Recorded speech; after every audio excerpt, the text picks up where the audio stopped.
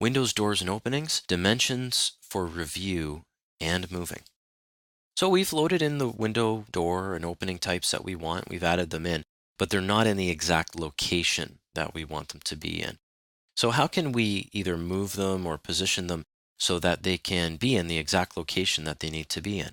Well, let's refer back to our sketch first, and let's get a couple dimensions here, and we'll use that as a guide. Starting with the window on the top, that is 3'4" off of the interior wall. That's to the inside of the window. Let's add that in. So let's check and see first if that dimension is correct, and then let's move the window. The title of this particular video is referring to using dimensions for review and then moving. And you'll notice that if you go to the Modify tab in the ribbon, there is a Measure tool. And we've actually used that in our videos up until now. You can click on Measure, and then you can pick 2 points and confirm, no, that's not 3'4", so we need to edit that. But can we click on it to edit it or anything like that? No, we can't. And that's where I would recommend that early on, let's look at the dimensioning tool and how that works a little bit in the context of moving and editing things. So I'm going to hit Escape twice. That puts us back just to the Modify cursor. Let's zoom in.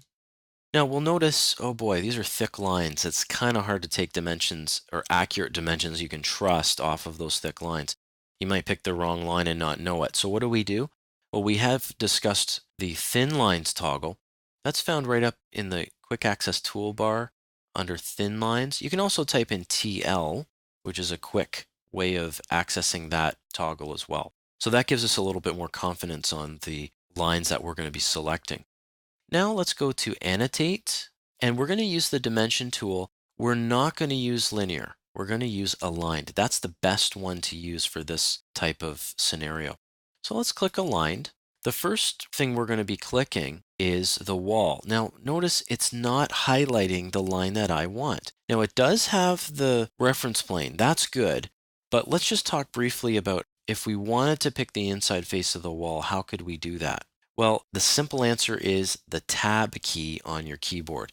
So if I use the Tab key and I just press it, I'm pressing it one at a time. I'm just hovering over the line that I want.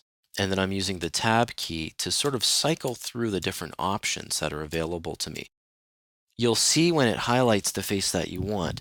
When you get to that point, just click it, and now you'll have the correct face that you want.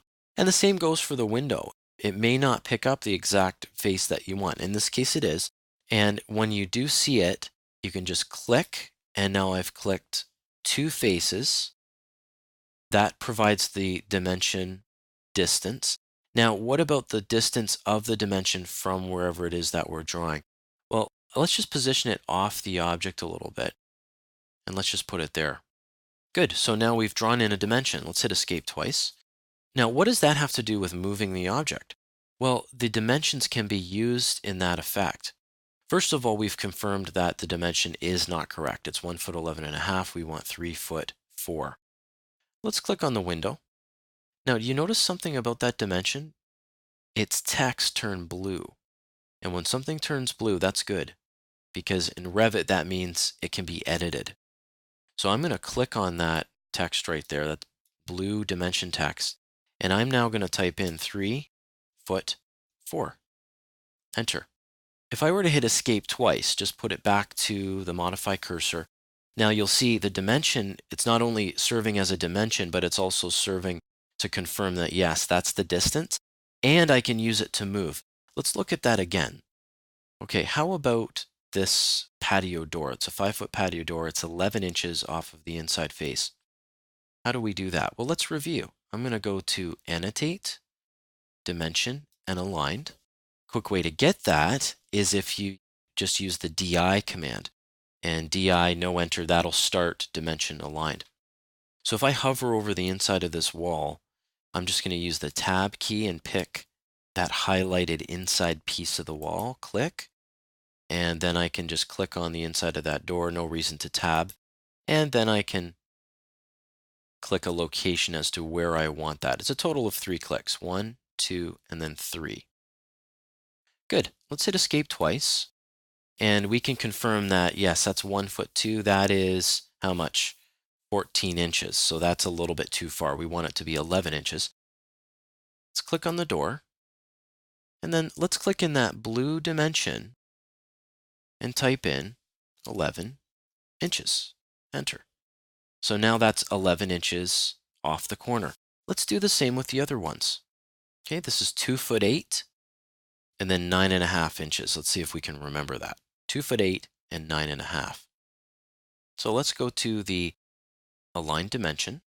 I'm going to tab through until I get to the inside face of that wall and the inside of the opening.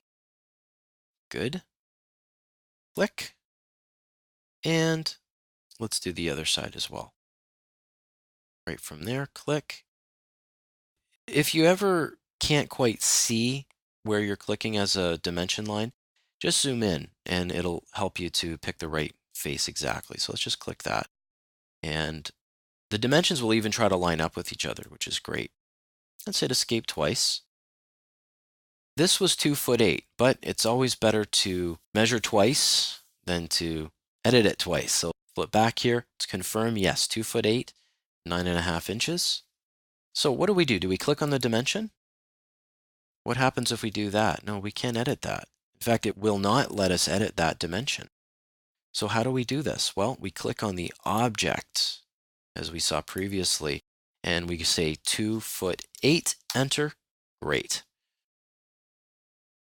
Now, what if I were to click on this object here and say, oh, well, there's the dimension there. Let's put that at 9.5 inches.